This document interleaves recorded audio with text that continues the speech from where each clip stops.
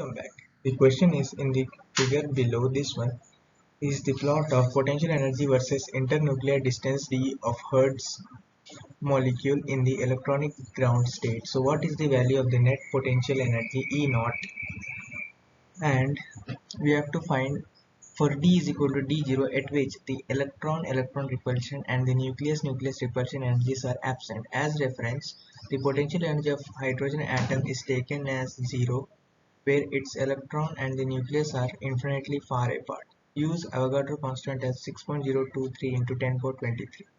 So from the above figure we get that P potential energy of two hydrogen atoms is total energy, that is potential energy divided by 2, and we get potential energy is equal to 2 into total energy.